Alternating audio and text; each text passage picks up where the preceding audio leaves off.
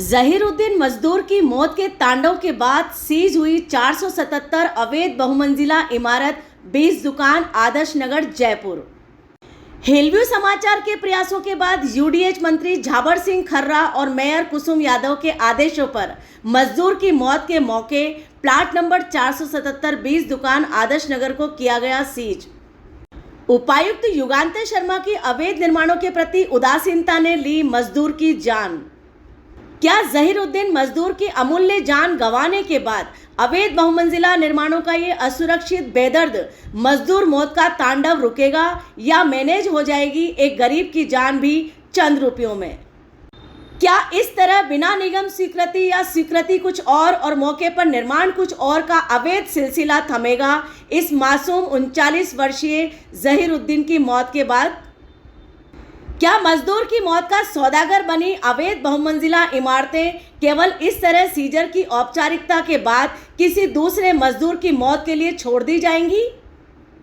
क्या दुस्साहसी, संवेदनहीन ठेकेदारों और अवैध इमारतों के बिल्डर्स के लिए अवैध बहुमंजिला इमारत का ध्वस्तीकरण मिसाल बनेगा या मजदूर की मौत दफन कर दी जाएगी मात्र सीजर की औपचारिकता से और मुआवजे के चंद टुकड़ों से? मैडम, लगभग 1 घंटे पहले मैंने आपको सूचना दी थी। उससे पूर्व मैंने आपके यहाँ पर कमिश्नर अरुण कुमार हसीजा जी, युगांतर शर्मा जी, उपायुक्त आदर्श नगर जॉन और इसके अलावा आपके जो भी पदाधिकारी हैं उन सबको ये सूचना दी है कि 477 20 दुकान की निर्माणाधीन 7 मंजिला अवैध इमारत से एक मजदूर गिरता है सुबह 9:30 बजे और 2 घंटे बाद उसको ले जाया जाता है अस्पताल और उसकी मौत हो जाती है। उसके बाद में मौत का तांडव शुरू होता है कि अभी तक किसी भी मीडिया में किसी भी जगह पर ये खबर नहीं लगाई गई है, किसी भी जगह पर ये खबर नहीं गई है। ये एक बहुत ही शर्मनाक बात है मैडम कि हेरिटेज में अवैध निर्माणों की श्रृंखला इतनी बढ़ गई है और मजदूरों के लिए शमशान घाट बन गई है बहुमंजिला इमारतें। आज की इस मौत पर मैं आपसे बाइट चाहूंगी मैम कि किस तरह से आप इसके लिए आगे काम करेंगी कि कम से कम ये अवैध बहुमंजिला इमारतों में मौत तो ना हो। राजस्व की चोरी चल रही है, इट्स ओके। लगातार अधिकारी ऊपर तक अधिकारियों तक बनती जा रही है, हमें छोटे अधिकारी कहते हैं। तो ऐसी स्थिति में मैं आपकी बाइट चाहूंगी क्योंकि आप एक रेस्पॉन्सिबल मेयर हैं और आपके बैठने के बाद में काफी काम हो रहा है, तो इसमें काम क्यों नहीं हो रहा है अभी तक? देखिए, आदर्श नगर जोन की जहाँ तक आप बात कर रहे हैं, मेरे पास लगातार शिकायतें आ रही हैं और जिस तरह से आप बता रही हैं कि आज एक दुकान का काम चल रहा था जिसकी 7वीं मंजिल से कोई मजदूर गिरकर उसकी मौत हो गई है, उसके लिए मैंने सभी अधिकारियों को भी पाबंद किया है कि तुरंत इसको संज्ञान मिले। और अगर इस तरह का कोई मामला हुआ है तो ये बहुत ही शर्मनाक है कि हमारे हेरिटेज नगर निगम में हमारी आंखों के नीचे ये सब काम हो रहे हैं। बहुत ही अभी क्योंकि मुझे इस बात की पुष्टि नहीं हो पाई है कि इस तरह का कोई वाकया हुआ है या नहीं हुआ है, लेकिन अवैध निर्माण हो रहे हैं, इस पर हम जरूर संज्ञान ले रहे हैं। मेरे दोनों चेयरमैन भी यहीं बैठे हैं। अभी हम लोग चर्चा ही कर रहे थे कि जो भी अवैध निर्माण है उसको अंकुश लगाया जाए। किसी भी तरह का अवैध निर्माण बिना परमिशन के बिल्डिंग बन रही है तो हम बर्दाश्त नहीं करेंगे, उस पर सख्ती से कार्रवाई करेंगे। मैडम, जैसा कि आपने कहा कि आपको सूचना नहीं है, ये मैं आपको ट्रॉमा सेंटर की रिपोर्ट दिखा रही हूँ और इसके साथ साथ मैं आपको मोर्चरी की रिपोर्ट दिखा रही हूँ। ट्रॉमा सेंटर में इस बिल्डिंग को 3 मंजिला से मजदूर का गिरना बताया गया है। मजदूर का नाम जहीरुद्दीन है, 39 वर्षीय है, 3 छोटे छोटे इसके बच्चे हैं और इसके परिवार से भी मैंने बाइट ली जहां पर इसके परिवार ने कहा है कि मजदूर रोज शिकायत करता था कि सुरक्षा उपकरण लगाइए, सेफ्टी बेल्ट दीजिए, सेफ्टी गार्ड दीजिए, हमारे को हेलमेट दीजिए, लेकिन आज जबरदस्ती बिल्डर और उसके साथ साथ ठेकेदार विक्रम ने उनको चढ़ाया और चक्कर खा के वो गिराया। कैसे गिरा ये सारा मेरे पास सबूत है, जहां पर परिवार ने मुझे मोर्चरी के बाहर बाइट दी। इस बारे में आप क्या कहेंगे मैम? ये 7 मंजिला दुकान नहीं है, अवैध बहुमंजिला इमारत है जिसमें कम से कम 40 फ्लैट बनेंगे। उस बारे में बात करना चाहती हूँ आपसे।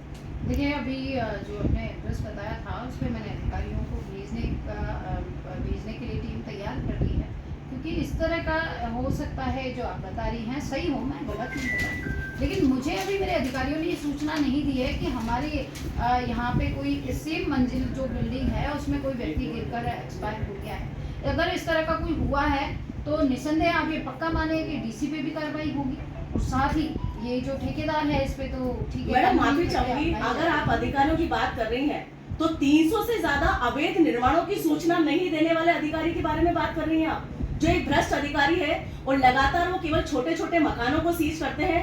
पास का मकान 2 मंजिल होता है उसको सीज करके आ जाते हैं क्योंकि वहां से बंदी नहीं आती। बाकी 7 मंजिला इमारत से 5 लाख 10 लाख 50 लाख उठाने के बाद में बिल्कुल शांत हो जाते हैं अधिकारी। उन अधिकारियों से आप सही रिपोर्ट की आशा कैसे कर सकती है? मैं आपके सामने मोबाइल रख रही हूँ, इसमें मेरे पास सारी रिपोर्ट्स हैं और आप कहेंगी तो मैं बकायदा आपको प्रिंट आउट्स भी दे दूंगी, आपको व्हाट्सएप भी कर दूंगी। ये उसकी ये मोर्चरी की रिपोर्ट है। कोई भी अधिकारी जी मेरे यहाँ मैं आपको खुद ही कह रही हूँ कि आदर्श नगर से मुझे सबसे ज़्यादा शिकायतें प्राप्त हो रही है और मेरे दोनों चेयरमैन जो भवन निर्माण समिति और अतिक्रमण निरोधक समिति के चेयरमैन हैं उनको बिल्कुल इस काम पे लगा दिया है। ये लोग लगातार मेरे ख्याल से 5-7 दिन से वहाँ विजिट भी कर रहे हैं। हमने एक सूची भी बनाई है और आप बिल्कुल इस बात के लिए श्योर रहें कि अगर अधिकारी की कहीं भी लिप्तता पाई जाती है तो उसका यहाँ से जाना तय है। मैडम कैसे प्रमाणित होगा? क्योंकि 2 नंबर का पैसा तो 2 नंबर में ही जाता है। 477 जहां से मजदूर गिरा है उसके पास में 476 है विनोद पारवानी का, जो शराब शबाब और कबाब से अधिकारियों को खरीदता है। मैं स्पष्ट रूप से इसलिए कहती हूँ क्योंकि मेरे पास सबूत होता है। आपको आज मैं बताना चाहूंगी कि एक रैंप उसने निकाली, उस रैंप पे पेड़ था और आज जब हम मौके पर 477 को कवर करने गए तो उसने वो हरा भरा पेड़ काट दिया है। उसके पास में 474 475 बिल्डिंग है मैडम, उसको सीज किया गया था हमारी खबरों के बाद में और झूठे शपथ पत्र के आधार पर उस सीजर को अभी 3 मार्च को खोल दिया गया है, जो 3 मार्च 2024 में सीज हुई थी और 1 साल तक हमने खुलने नहीं दी, क्योंकि ये प्रमाण होते हैं अधिकारियों के मिलीभगत के। तो इस बारे में क्या कहेंगे आप? देखिए, मैंने आपको विश्वास दिलाया है कि इस पे हमारी कमेटियाँ काम कर रही हैं और आप निश्चित रहें हम सत्य के लिए काम कर रहे हैं। हमें चुना भी इसीलिए गया है कि हम जो सच्चाई है उसका साथ दें, अवैध निर्माणों को रोकें और हमारे जयपुर शहर का विकास करें। विश्वास करें कि हम इस तरह की कोई भी लिप्तता है तो आपको जल्दी रिजल्ट देखने को मिलेगा और आप खुद भी मान जाएंगी कि वाकई में यहाँ कुछ हो रहा है। आपके संज्ञान में लास्ट में एक अंतिम बात लाना चाहूंगी मैं कि 477 20 दुकान एक मिनट आपके संज्ञान में एक मामला लाना चाहूंगी कि 477 20 दुकान जहां से मजदूर गिर के मरा है वो परमिटेड नहीं है, 0 सेटबैक पे बना है, अवैध निर्माण है और अभी इस वक्त जो आपने यूडीएच के जितने भी नियम अभी आपने चेंज किए हैं उस आधार पे भी मैं आपको ये कह सकती हूँ कि बिल्डिंग निर्माणाधीन है। तो क्या इस मौत में जो एक तांडव हुआ है, एक मजदूर की मौत हुई 39 वर्षीय जहीर, तो क्या इस बिल्डिंग का ध्वस्तीकरण किया जाएगा या सीजर करके एक औपचारिकता निभा दी जाएगी ताकि 6 महीने बाद सीजर शपथ पत्र झूठे शपथ पत्र पे खोल दी जाए? क्या आप डिसीजन लेंगे इस बारे में? देखिए, मैं आपको पहले भी बता चुकी हूँ कि इस बिल्डिंग से गिरकर कोई आदमी एक्सपायर हुआ है, इसकी अभी तक कोई तथ्यात्मक कोई ऐसा तथ्य हमारे सामने नहीं आया, लेकिन ऐसा हुआ है तो आप निश्चिंत रहें, हम इस पर कठोर कार्रवाई करेंगे। और मैं आज ही अभी मेरे दोनों चेयरमैन को यहाँ से भेज रही हूँ उस बिल्डिंग के पास जो जहाँ ये वाक्य आप कह रही है हुआ है तथाकथित जगह, तो वहाँ मेरे दोनों चेयरमैन जाएंगे, जाँच करेंगे और जो भी उचित कार्रवाई होगी, अवैध निर्माण को निसंदेह ध्वस्त किया जाएगा। अगर वो अवैध निर्माण है, जो भी कानूनी कार्रवाई होगी हम पूरी प्रक्रिया अपना के इस पे करेंगे। एक अंतिम बात, हिलव्यू समाचार और शालिनी श्रीवास्तव के लेटर पैड पे लगातार 300 से 400 अवैध निर्माणों की लिस्ट यहाँ पर दी गई है।